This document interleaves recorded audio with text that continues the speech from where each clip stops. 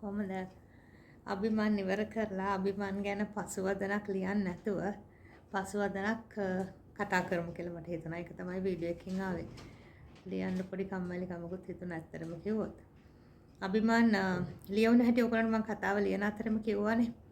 එතකොට මගේ හුඟක් ආදරණීය පාඨකයෙක් සීනියර් මැඩම් කෙනෙක් එතුමිය මට මෙසෙන්ජර් හරහා කිව්වා කුමී මේ ඔයා පුතේ ලොකු රොමැන්ටික් කතාවක් අපිට දීලා අපි පිස්සු හදවලා ආශ්‍රයි ෆේතෝයි අතර ඒ අස්සෙන් ඔයා නුෂීගේ තිබිච්ච අඩුපාඩුකම් ටික ඔක්කොම ගෙනහලා නුෂීව සෙනුරිව වගේ හැංගිලා තියෙන චරිත ටිකක් අපිට ගෙනාවා කියලා. ඉතින් මම හිතන්නේ මම ඒකට 100%ක් ඇග්‍රී.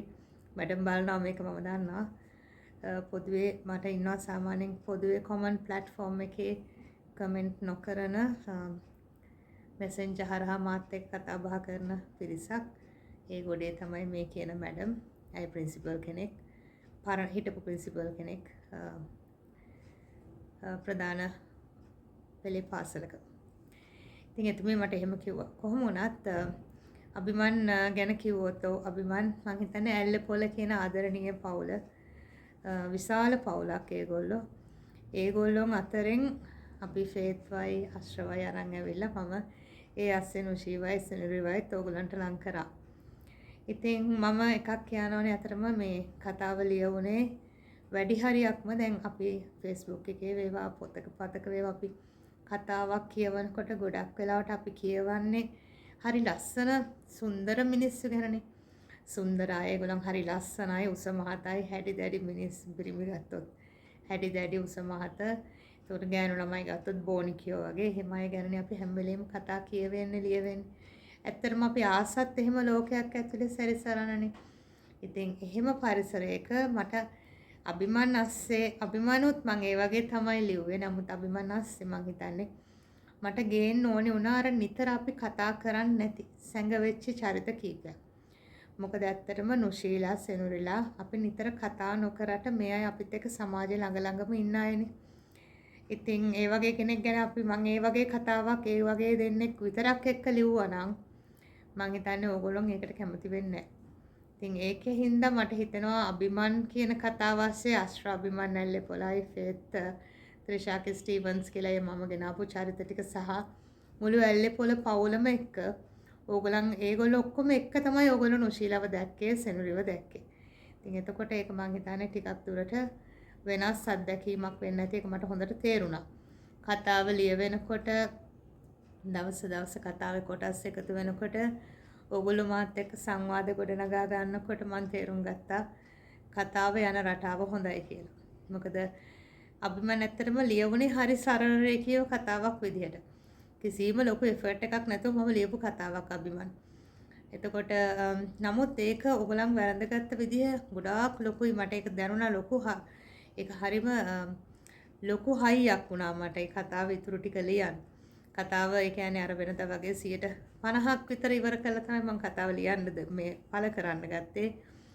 ඒකට පස්සේ දිගින් දිගට මම ටිකක් බිසි වෙලා ලියමින් ගියා. හැබැයි ඔයගොල්ලෝ මම හිතන්නේ දවස් දෙකක් මම ලංකාවේ හිටපු දවස් කීපය ඔයගොල්ලන්ට මිස් වුණා. සැරින් මට ඉල්ලන්න වුණා දවස් දෙකක් දෙන්න කියලා යරෙන්න. කතාව කොමාරි මගේ ෂෙඩියුල් එකට ඉවර කරගන්න පුළුවන් වුණා. කොහොම වුණත් කියන්නේ මම මාත් එක්ක දිගින් දිගට සංවාද ගොඩනගාගත්ත සමහර අය ටිකක් නැයි නුෂී ගැන ලියන්නේ ওই විදිහට නුෂීලා සෙනුරිලා වගේ අයවයි හයිලයිට් කරන්නේ. ওই දාඩිය ගඳ වගේ පෞද්ගලික දේවල් මොනකටද කුමිය ඔය තරම් ඕක හයිලයිට් කරන්නේ කියලා මා එක පොඩි සංවාද ගොඩනගා ගත්තා හින්නා. ඉතින් මම එයාලට ඇත්තටම එකක් මම හිසනම ආචාර කරනවා. මොකද මගේ දහම ඇත්තටම accept and respect. ඉතින් ওই දෙකත් එක්ක මම හිසනම ආචාර කරනවා තම තමන්ගේ තියෙන්න පුළුවන් වෙනස් අදහස් වෙනස් කියන්නේ ගෙදරවල් වලින් හැදුණු පරිසරය. එතකොට අපි ඉගෙන ගත්ත දේවල් සහ අපි හරි කියලා පිළිගන්න සමහර දේවල් තියෙනවානේ. උදාහරණයක් විදිහට කිව්වොත් දාඩිය ගඳ කියන එක ඔකට දාඩිය ගඳ නෙමෙයි ඔක මිනිස්සුන්ගේ ජීවන සුවඳ කියන අය මත් එක්ක හිටියා. එතකොට ඕවට ආටිෆිෂියලි අරවා මේවා දාලා ඔය සමහර තැන්වල මම නුෂීගේ කතාවේ ලිව්වත් එහෙම අර නැව් වගේ සීතල මේ වාහන වලින් ගිහිල්ලා බහින අයට නම් දාඩිය ගඳ නැහැ. මේ අපි බස්වල යන මිනිස්සු අපි වගේ සාමාන්‍ය මිනිස්සු ඔහොම තමයි. කියන නුෂී තැනක කියනවනේ අශ්‍රට. ඒ කතාව මම ලිව්වෙත් මට මගේ කතාව කියවන පාඨකයෙක් කියපු කතාවකින්. ඉතින් එතනදී මම කියන්නේ මෙන්න මේකයි මම ඇත්තටම එහෙම කෙනෙක්ව ක්‍රිටිසයිස් කරන්න එහෙම මේ කතාව ලිව්වා නෙමෙයි. නමුත් නුශීලා වගේ පෞද්ගලික පිරිසුදුතාවය ගැන නොසලකන ගෑනු ළමයි, පිරිමි ළමයිනොත් ගොඩක් අපේ සමාජයේ ඉන්නවා. ඒ කියන්නේ දැන් අපි කාට වුණත් අපිට එහා පැත්තේ ඉන්න එක්කෙනාගේ දාඩිය ගඳ දැනුන්නේ නැහැ කියලා කියන්න බෑනේ. Tamanටම තමන්ගාව ගඳයි කියලා දැනෙන්නේ නැති අවස්ථා නැහැනේ.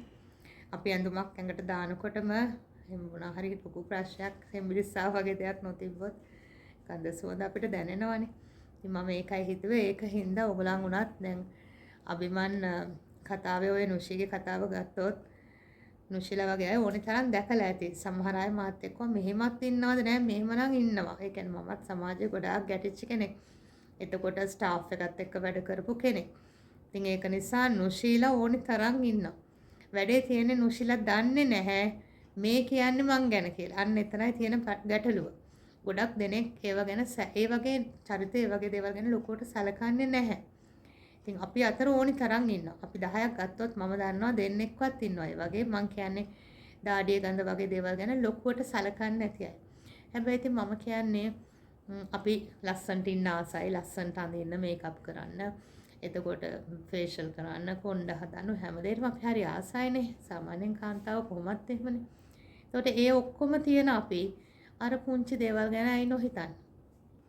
මං ඇත්තටම රුෂි චරිතය ගේන්න හේතු උනේ ඒකයි. ඇයි මේ පොඩි දෙයක් ගැන නොහිතන්නේ? එතකොට මේ පොඩ්ඩක් හදාගත්තොත් කොච්චර ලස්සනයිද? අනිත් එක දැන් ඉස්සර අපි පොඩි කාලේ වගේ නෙමෙයිනේ. එතකොට YouTube තිබුණේ නැහැ. පෞද්ගලික සුරක්ෂිත කෙනෙක් පෞද්ගලික පිරිසිදුතාවය ගැන ආච්චි අම්මගෙන් අම්මා ඉගෙනගෙන අම්මගෙන් අපි ඉගෙන ගත්ත දෙයක් නෙදී. නමුත් දැන් එහෙම නෙමෙයිනේ. අපේ ආච්චි අම්මා අන්තිමටම අපි හිතමු අපිරිසිදු කෙනෙක් අම්මා කොහොමදත් මේව ගැන අඳුම් මාරු කිරිලි ගැන හිතන්නේ. හැබැයි දුව එහෙම වෙන්න ඕනේ නැහැ. මොකද හේතුව දැන් ඕනේ තරම් සමාජ මාධ්‍ය හරහා දුවට තේරුම් ගන්න පුළුවන්. ඉන්න සමාජය අනුව තමන් මොන විදිහටද අපිය වෙන්න ඕනේ කියලා. ඉතින් මම ඒකයි නුෂීගේ ඒ පෞද්ගලික පිරිසුදුතාවය ගැන ටිකක් වැඩිපුර කතා කරේ. මොකද එහෙම කෙනෙක් එක්ක කෙනෙක් කොහොමද ඇඳක් බෙදාගන්නේ? මෙන්න මේක මම හැම වෙලෙම හිතන දෙයක්. මට ඒ වගේ කෙනෙක් හම්බුනම මම කල්පනා කරනවා අයියෝ මෙයා කොහොමද මේ වගේ තත්යකදී කොහොමද මෙයා එයාගේ හස්බන්ඩ් එක්ක මේ ජීවිතේ බෙදාගන්නේ කියලා. ඒකට ඊට අමතරව නුෂීගේ ඔය තියෙන ගතිගුණ ඔය වගේ ගතිගුණ මම මේ දවස්වල මම ඔයගලන්ට ලබන සතිය කියන්නම්. මේ දවස්වල මට ඇත්තටම නුෂීගේ අම්මා වගේ කෙනෙක් හම්බ වෙලා තියෙනවා. කෙනෙකුට උදව්වක් කරන්න ගිහිල්ලා. මම දැන් මේ දවස්වල අර අපේ ආච්චිමල හැම හොඳ ජල්ලියක් අල්ලන්න යනවා කියලා.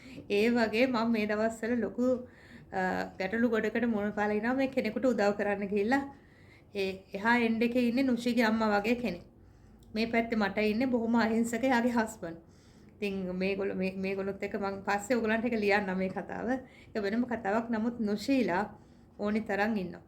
නුෂීලා වගේ අය ඕනි තරම් සමාජෙ ඉන්නවා. ඉතින් ගියාම සෙනුරිලා අම්මෝ මෙච්චර කපටි අම්මන්ඩිලා ඉන්න පුළුවන්ද කියලා අහුවාම මම ඇත්තටම කිව්වේ මම වැඩ කරලා තියෙනවා ඒ වගේ අයත් එක්ක. මගේ යාළුවෝ අමාරු වෙట్లా තියෙනවා ඒ වගේ සෙනුරිලා හින්දා. ඉතින් ඒක නිසා මම හිතන්නේ රැකියාවක් කරනවා නම් ඔබ බොහෝ දුරට ඔයගලන් සෙනුරිලා හම්බෙලා ඇති. හම්බෙන්න තියෙයි පරිස්සම් වෙන්න. හම්බෙලා නැත්තම් මෙතෙක් හම්බෙන්න පුළුවන් ඉස්සරහට. ඒක නිසා පරිස්සම් වෙන්න. ඉතින් මම හිතන්නේ මම කතාවේදී ඒ චරිත දෙක අපි හැංගිලා තියෙන වැඩියෙන් කෙනෙක් ලියන්න අකමැති චරිත දෙකකින් ඕගලන්ට ඒ කතාව ඇතුළට ගෙනාවේ අර ලස්සන රොමැන්ටික් ආදර කතාවක් ගෙනහලා. මොකද එතකොට මම හිතන්නේ ඒක ගොඩක් ඕගලන්ට දැනුණා. ඉතින් බොහොම ස්තුතියි. මම හිතන්නේ ඇල්ලේ පොළ පවුලට ඔයාලා ඔක්කොම ආදරය කරා. ඒ පවුල ඇතුලේ එක පැත්තකට මම පොඩි වාසනාවන්ත කෙනෙක්. මොකද මට ඒ වගේ ලොකු පවුලක් තියෙනවා. ඒ පවුලක සමාජිකාවක් මම. ගොඩාක් ඇල්ලේ පොළ පවුලේ වෙච්ච වැඩිහිටියෝන්ගේ සංවාද වගේ දේවල් ගොඩාක් ලිව මම මගේ අත්දැකීම් වලින්. ඉතින් ඒක නිසා මේ මම හිතන්නේ ඇල්ලේ පොළ කියන පවුල මමත් ආසාවෙන් ලියෝ එකක්. සහ ලංකාවේ මම විශ් කරන හැම පවුලක්ම මේ වගේ විය යුතුයි කියලා. මොකද එතකොට ඒගොල්ලන්ගෙන් කාටවත් හානියක් නැහැ. ඒගොල්ලෝ අතර හොඳ බොන්ඩ් එකක් තියෙනවා. ඒගොල්ලෝ අතර ඉරිසියාව, තරංගකාරීත්වය නේද? අද පවුලට ගොඩාක් වෙලා තියෙන තරංගකාරීත්වයනේ. තරංගකාරීත්වය සහ එකිනෙකාට ඉරිසියා කරන්න ගියාම තමන්ගේ අක්කා, නංගි, මල්ලි, අයියා ඒ ටිකත් ළමයි ගොඩක් අය අතරින් ගිලිහිලානේ තියෙන්නේ. ඉතින් මං හිතන්නේ මගේ නම් ලොකුම විශ්ව කන්නේ වගේ ෆැමිලිස් තව වැඩි වෙන්න කියලා ලංකාවේ. කොහොමුණත් ඔයාලට බොහොම ස්තුතියි මාව මට දිරිමත් කරාට මාව සහ ලයික් එකකින් කමෙන්ට් එකකින් සංවාද ගොඩනගලා මාත් එක්කලා බොහෝ දුර ගියාට බොහොමත්ම ස්තුතියි ඔයාලට. ඉතින් අනිත් දේ කියන්න ඕනේ මේ වගේ කතාවක් ලියනකොට නුශීලා සෙනුරිලා වගේ අය අපිත් එක්ක මේ කතා කියවන ගොඩෙත් ඉඳියා. ඒ අයට පොඩ්ඩක් වැඩිපුර රිදුනා. මට සමාව වෙන්න මම හැම වෙලේම මේකට සමාව ඉල්ලන වරෙන් මට වෙන කරන්න දෙයක් නැහැ. මොකද ඒ රිදුන අය මාත් එක්ක ටිකක් වාද කරා. රණ්ඩුත් වුණා. ඒ කියන්නේ තව කතාවක් තිබුණා කුමි දහම් දෙසන්නයි උපදෙස් දෙන්නයි හරි දක්ෂයි කතා වලින් කියලා. ඒකටත් මම පොඩි උත්තරයක් දෙන්නම්. මෙහෙමයි දහම් දෙසනවද එහෙම නැත්නම් උපදෙස් දෙනවද කියන එක නෙවෙයි.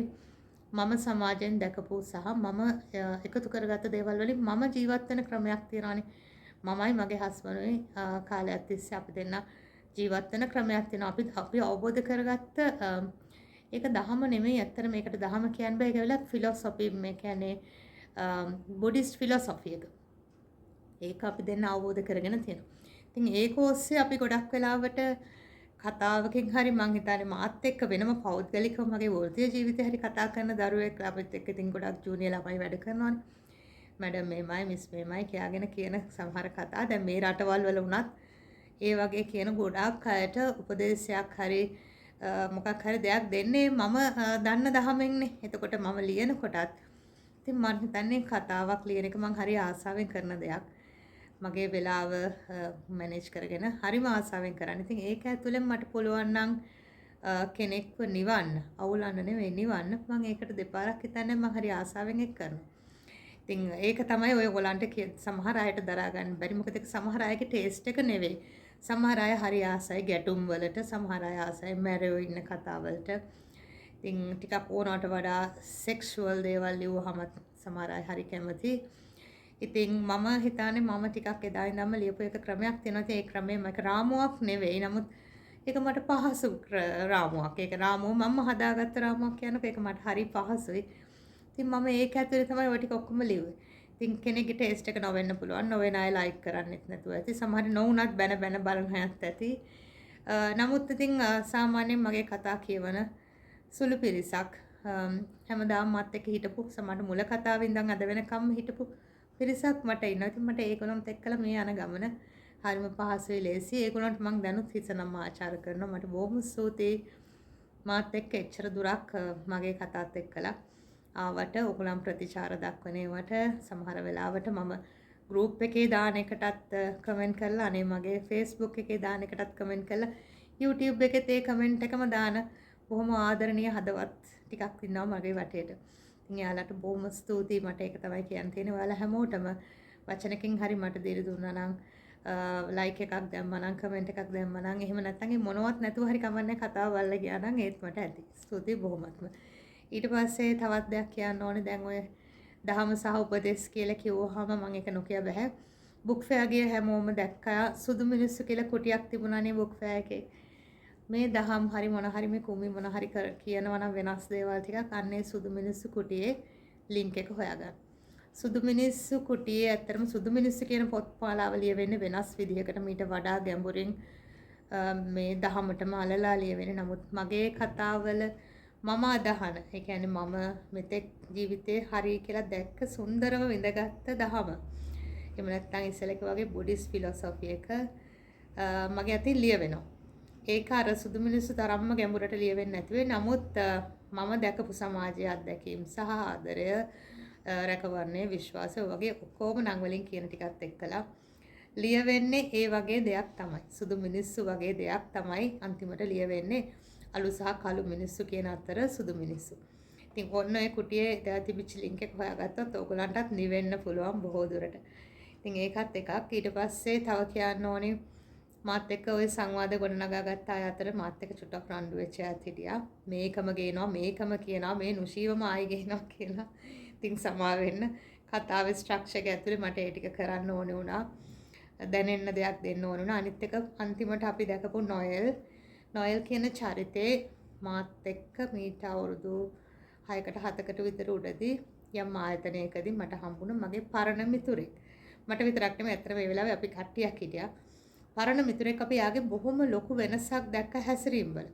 මොකද අපි දැනන් හිටියේ මෙයා කෙනෙක් එක්ක යාළු වුණා. යාම මැරි කරා. දැන් බබාලා ඉන්නවා. ඔහොම තමයි දැනන් හිටියේ. එකපාරටම අපි මේ පුද්ගලව දැක්කම ලොකු වෙනසක් එක්ක අපි මේක කතා කරා. මෙහෙනවට අපිට කියන්න බැරි දෙයක් නෑ. ඒ තරම් අපි හරි හිතවත්. අන්න එතකොට ඔය නොයල් කියලා මම ගෙනාපු චරිතේ මම ඔය කියන මගේ මිතුරා ඒ පාපොච්චාරණයෙන් 90%ක් නොයල් කිව්වා. ඉතින් ඒකින්ද මේවට මුණ දෙන සැමියෝ ඉන්නවා. මෙහෙම ගෑනුත් එක්කලා ජීවත් වෙන්න බැරි මිනිස්සු ඉන්නවා. එතකොට මේ ඒකින්ද මේ එකක්වත් මනක් කල්පිතවම ආව නෙමෙයි. නොශීලා සෙනුරිලා නොයල්ලා ඉන්නවා අශ්‍රලා ඉන්නවා ඊළඟට ඔය ඇල්ලපොළ ෆැමිලි එකේ ඉන්න අය මේ ලෝකේ ජීවත් වෙනවා විශ්වයේ තාම. ඉතින් එහෙමයි ඒක උනේ. ඊට පස්සේ තවත් කියන්න ඕනේ කොහොම වුණත් මට කම්ප්ලේන් කරපු අයටත් මම හිසනම ආචාර කරනවා. මොකද ඒ ඕගොල්ලොම බෙදාගත්තෙත් ඕගොල්ලොන් මාත් එක්ක ඕපන්ලි රණ්ඩු වුණා කියලා මං කිව්වට සංවාද වලින් එහෙට මෙහෙට මතිමතාන්තර ෂෙයා කරගත්තේ. ඒකත් ලොකු හයියක් වුණා මට කතාව ඉස්සරහට ගෙන යන්න. සහ විශේෂයෙන්ම මතක් කරන්න ඕනි මාත් එක්ක 5-6 දෙනෙක් හිටියා. බොහොම අවංකව තමන්ගේ පවුල ඇතුලේ තමන් මුණ දීපු ගැටලු කතා කරපු. ඒ අතරින් වැඩි දෙනෙක් කතා කරපු අය පටන් ගත්තේ කුමී මේ දන්නවද මමත් මේ නුෂී වගේම ආහැදුන කෙනෙක් පුංචි කාලේ කියලා. හැබැයි එයාලට හේතු තිබුණා. සමහර අය වතුර නැති ගොඩක් දුෂ්කර පළාත්වල. එතකොට ඒගොල්ලන්ට අර ගෙදෙට්ට ගේන කලෙන් පොල් කාටකට වතුර අරන් ඒකෙන් චුට්ටක් මුණ සෝදගෙන තමයි ඒගොල්ලොන් හවස් වෙනකන් ඉන්නේ. ඊට පස්සේ තමයි ඒගොල්ලන් ඇලකට දොලකට හරි කොහෙට හරි ගිහිල්ලා එක පාරකට ඇඟ සෝදන අය. ඉතින් ඒගොල්ලන්ට දොස් කියන්න බෑ මොකද ඒගොල්ලන්ට ඒ පහසුකම් තිබිලා නැහැ. හැබැයි එතකොට ඊට පස්සේ පහසුකම් තියෙන කාලෙත් අරකට හුරු වුණාට පස්සේ අර නිකන් ඇඟ හොදන්න ඕනේ නැහැ නාන්න ඕනේ නැහැ වගේ දේවල්. ඉතින් එහෙම එක්කෙනෙක්. එතකොට තව දෙතුන් දෙනෙක් හිටියා සීතල පළාත්වල නුවරඑළිය පැත්තේ බදුළු බණ්ඩාරවල. එතකොට ඒගොල්ලන්ට කොහොමද දාඩිය ප්‍රශ්නයක් නැහැ. හැබැයි පස්සේ එක ට්‍රාන්ස්ෆර්ස් අරන් විවාහ වෙලා විවිධ දේවල් එක්ක රටින් ඒගොල්ලෝ හිටපු පළාත් වලින් එළියට ආපුවට පස්සෙත් අර පරණ පුරුද්දෙම ඉඳලා ඉස්සරහට ගියා. හැබැයි කියන්න සතුටුයි හැම කෙනෙක් මේ 5-6 දෙනාම විශේෂයෙන්ම ආදරෙන් ගෞරවයෙන් සිහිපත් කරේ ඒගොල්ලෝගේ හස්බන්ඩ්. හස්බන්ඩ් තමයි මට මේ ටික කියලා දුන්නේ. හස්බන්ඩ් හින්දා තමයි මම මෙහෙම එයා තමයි මට හැම වෙලෙම මතක් කරන්නේ ඔය අශ්‍ර වගේ තමයි මම ඒකෙන් තමයි හැදුනේ.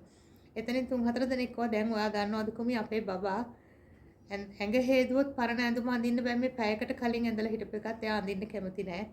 ඉතින් ඒ ගැන මම හරි සතුටුයි කියලා ඒ අම්මලා මාත් එක්ක හරීම ජෙනුවෙන්ලි ඒගොල්ලන්ගේ පෞද්ගලික ජීවිතය බෙදාගත්තා. බොහොමත්ම ස්තුතියි හරිම ආදරෙයි මේ විදිහට මාත් එක්ක කතා කරපු ඔයාලා හැමෝටම. ඉතින් පොදුවේ කිව්වොත් අපි අභිමාන් මං හිතන්නේ ඔයගොල්ලෝ ආස වෙයි. අර මම කතාව ලිව්වා වගේ ඉතින් අපි ආස කරන චරිත අපිට දවස් ගානක් තව අවුරුදු ගානක් හරි කියවන්න පුළුවන්නේ. ඉතින් එහෙම වුණොත් කතාවක නිර්මාණයක වටිනාකම නැති වෙනවනේ. ඒක නිසා අපි අභිමාන උතනින් ඉවර කරමු. අලුත් කතාවක් ලබන අවුරුද්දේ ලියමු. ඒ කියන්නේ දැන් තව මාස දෙකකින් ඉවරයිනේ 2025. රැහන් කියලා අලුත් කතාවක් ලියන්න අදහසක් තියෙනවා. ඔළුවේ තියෙනවා කතාව. ලියවුන දවසකට 75ක් විතර ලියවුනහම මම කියන්නම් ඔන්න අහවල් දවසේ කතාව දෙන්නම් කියලා. ඒක ලියමු හැමීට. ඊළඟට අලුත් පොතක් ලබන අවුරුද්දේ එන්න තියෙනවා. දිල්රුෂි ගමගේ මහත්මිය තව පොතක් ඉල්ලුවා මගෙන්. ඉතින් ඒකත් මොකද්ද පොත කියලා ඔයගොල්ලෝ ආස කරපු පොතක්. ඒක ගැනත් මම ඒක හරියටම කන්ෆර්ම් වුණාට පස්සේ කියන්නම්. ඉතින් රැඳිලා ඉන්න මාත් එක්ක අලුත් කතාවක් ගේනකම් බොහොම ස්තුතියි. ඔයාලට තවදුරටත් දැනෙන හැමදේම ලියන්න. හැමෝටම හරිම ආදරෙයි. අලුත් කතාවකින් ආයෙත් හම්බෙමු. බොහොම ස්තුතියි.